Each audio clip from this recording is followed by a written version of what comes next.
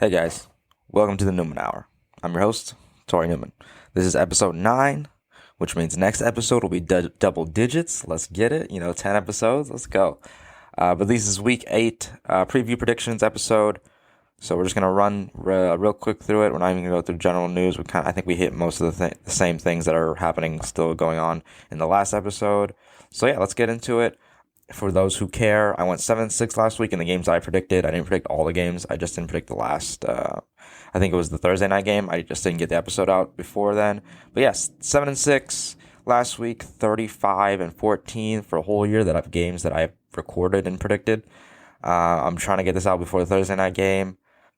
Yeah, so let's get into it. Thursday night game, we have the 1-6 Atlanta Falcons going to Carolina, who is 3-4. Carolina's favored. Coming off a loss against the Saints, pretty tough loss on the road. They've been kind of reeling these last few weeks, ever since they they lost 2 straight, then they won 3 straight, and they've lost 2 so far. So this could be a breaking point because the New Orleans play Chicago this week, and if they can win and Carolina loses, that kind of separates that gap, and it could be a defining loss for Carolina if they want to keep their playoff hopes alive. So I think they need this win. Atlanta coming off, everybody knows that ugly loss to the Lions. Todd already went into it last episode. I don't think it was Todd Gurley's fault, entirely his fault why they lost. Yes, it gave them a chance to score, but your defense can't stop a team who hadn't scored for 2.5 quarters. Down the field 75 yards. I think that says a lot more about your team than Todd Gurley running into the end zone or accidentally falling into the end zone. But nonetheless, I think Atlanta shakes off that loss, and this could be a big blow to Carolina's season. I just don't think that every time we expect them to win, they kind of fall off. And every time we expect them to fall off, they kind of win. So I think this is one of those games where, they're still a young team. They're still up and coming. And I just don't think this is their year that they'll make the playoffs, but they'll make good strides throughout this year that people weren't expecting. Moving on to the morning games of Week 8, we start off with the Tennessee Titans, 5-1, traveling to Cincinnati to the 1-5-1 Bengals. Tennessee's obviously favored. They fell short of their comeback against Pittsburgh, losing that game. It was 2 undefeated teams. They came out. They probably showed up a little too late throughout the game, and they were helped by Ben Roethlisberger throwing bad picks. So it was a tough loss, but they remained competitive. And though Cincinnati has been killing offensively, I don't think that they have the defense or the offensive line to compete with Tennessee. Tennessee doesn't have a great offense, but I think they'll have enough plays to where it'll sway in their favor. And I'm predicting a shootout, but yeah, I have Tennessee winning. Following that, we have the 4-2 Indy going to Detroit, who are 3-3. Indy's obviously Indy's favored. I wouldn't say obviously. I think this is a pickup game or a pick'em game. Indy coming off a bye week, I believe, and Detroit winning against the aforementioned Atlanta, coming back in that game. Detroit 3-3. At this point, I don't think a lot of people expected that. They've played pretty solid games these last few weeks. Defense is really kind of showing up. Having Kenny Golladay has been a godsend for this offense because they were slow pushing for the start of the season. But now that they have Kenny Golladay back, Swift is being more and more involved in the offense, and you can see his talent and why they drafted him where they did. So I think Detroit wins this. Indy, yes, is coming off a bye, so they have had time to prepare for this. But I don't think their offense is consistent enough, and Detroit's defense has been sneakily good, and I expect their offense to continue to grow and progress as they have been over these last few weeks. So I have Detroit winning, and I think they're going to start a sneaky streak to remain competitive. And if Chicago loses, they will, they'll be 1 game behind them. And I think that's very good in their wild card hopes because Patricia's coaching for his job. So I expect this team to show up if they really are, can live up to the potential that they had coming into this season. We have a dud of a game next with the Jets at Kansas City. Don't want to spend too much time on this. Bell, this is his revenge game against Adam Gase. We all know the storylines that are going into this game. Kansas City is going to dominate. Adam Gase still has a job somehow. I don't think this loss will. If they weren't going to fire him at 0-7, why would you fire him at 0-8? I don't understand. I don't know what the Jets are doing. I feel bad for Sam Darnold, but luckily he's not facing a great defense, so he should be able to do something, but it's not looking good. It's not looking good. But yeah, I have Bell winning this revenge game. Kansas City wins. Not much to say left on that. Following that, we have the New England Patriots, who are 2-4, traveling to Buffalo against the reeling, surprisingly still 5-2 Buffalo. If you just watch these last few weeks, you would think that they're a losing team based off of how Buffalo has played. And then if you looked at the first month of their season, you'd think they're undefeated. I don't know what's happened in Buffalo. The running game is down the tubes. They're like next to last in the league in rushing. Josh Allen is clearly all the offense they have right now. John Brown has been hurt. Cole Beasley has been surprisingly productive. Diggs is still getting his touches, obviously. But I don't know. I don't know what to make of this team right now. They're on a downtread, and New England's even on a worse downtread. Cam Newton getting benched last week. Stidham came in, did nothing. I think I'm basing this off the history of New England and Buffalo. I know Tom Brady's not there. I know the defense isn't the same, especially against the run. But I can't trust Buffalo. I can't trust, especially what I've seen from Josh Allen and this offense lately, and even their defense. Their defense is surprisingly terrible. I know they've dealt with a lot of injuries, but still, like I would think that secondary is at least formidable. And I know New England has nothing on offense, but they don't really need to do much, I don't think, against this Buffalo team, because they're going to pass the ball all day, and that's where New England's strength is. So I think that New England will be able to take advantage of more of Buffalo's shortcomings than the other way around. So I do have New England winning ugly. I believe this is my second upset of the week. So I do have Buffalo losing at home, and could possibly be start a trend for them as they will drop to 5-3.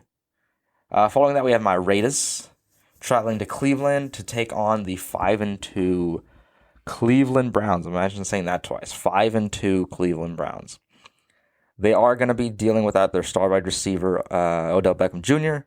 He unfortunately tore his ACL in last week's game against the Bengals, but it doesn't seem like they'll miss him too much considering how they were able to bounce back. I don't expect Baker Mayfield to have a 5-touchdown game, even though he did have a 4-touchdown game against the Raiders his rookie year when he played them. So we'll see how he does in this outing. The Raiders, coming off the loss against Tampa Bay, as I mentioned in the preview episode, it was a lot closer than the score indicated. I expect this Raiders team, with everybody back fully practicing this week. We get Abrams back along with the offensive line practicing all week.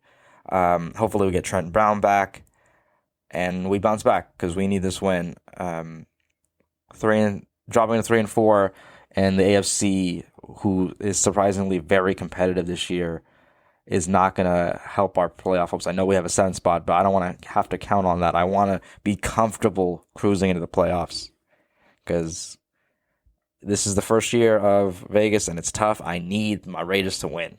I just need it. Nothing much else said about that, but I need my Raiders to win. So yes, I'm picking the Raiders to win. A slight upset on the road. I think these teams are pretty evenly matched as far as how they play. Not so much talent, because I think Cleveland does have more talent, especially with Myles Garrett having a crazy good year. He's looking like the defensive player of the year. But yes, the Raiders will win this game. Carr will continue to play well. This is a career year for him, and I expect him to show up. Next, we have the Rams traveling to the Miami Dolphins. I've been waiting for this game. I'm waiting for Tua to make his appearance. I am very hyped about this guy, and people are. I think they're overhyping what the Rams did against Chicago last week. If you watch that game, Chicago wasn't doing anything. I was watching this game with my brother. Were they were playing not to lose. They were not playing to win. They had so many opportunities to make plays. They just didn't capitalize it.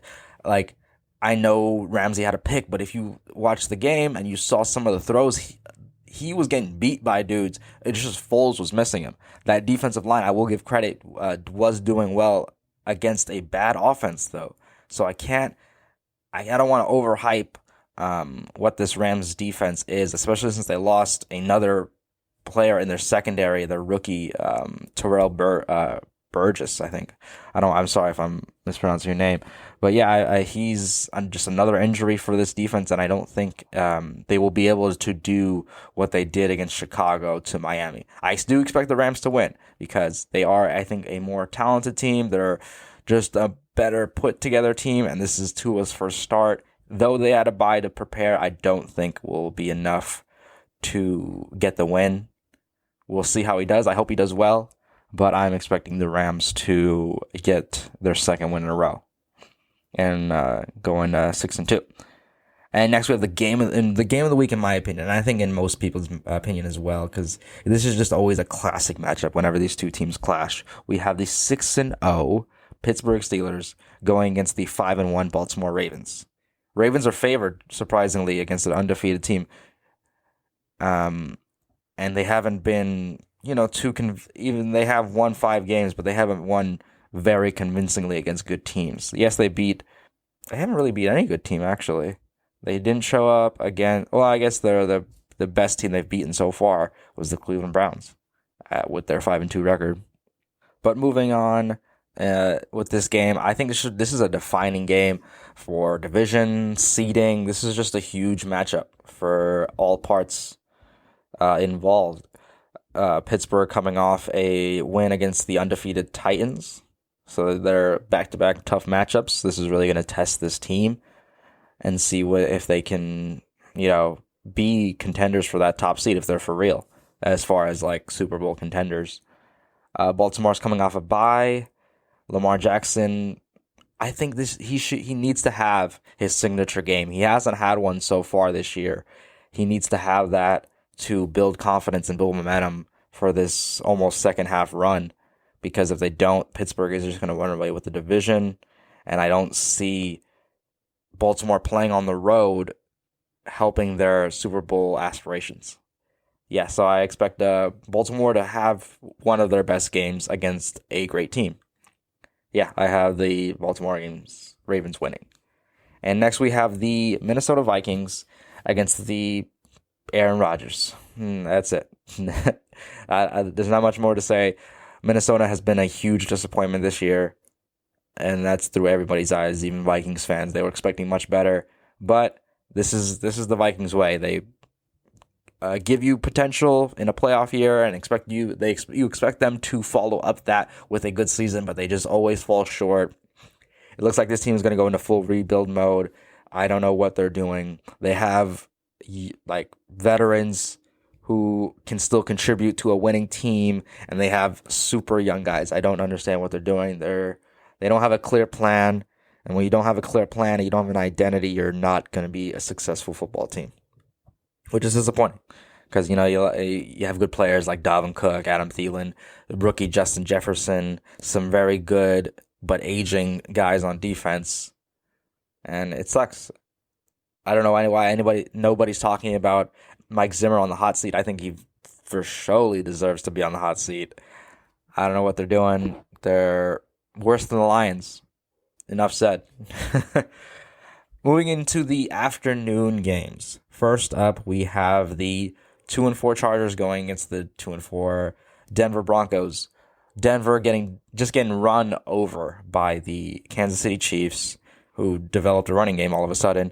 And coming into town is the hot LA Chargers. Herbert getting his first win, showing out against the Jags. I don't expect them to do the same thing against the division opponent in the Broncos, but I expect him to play well.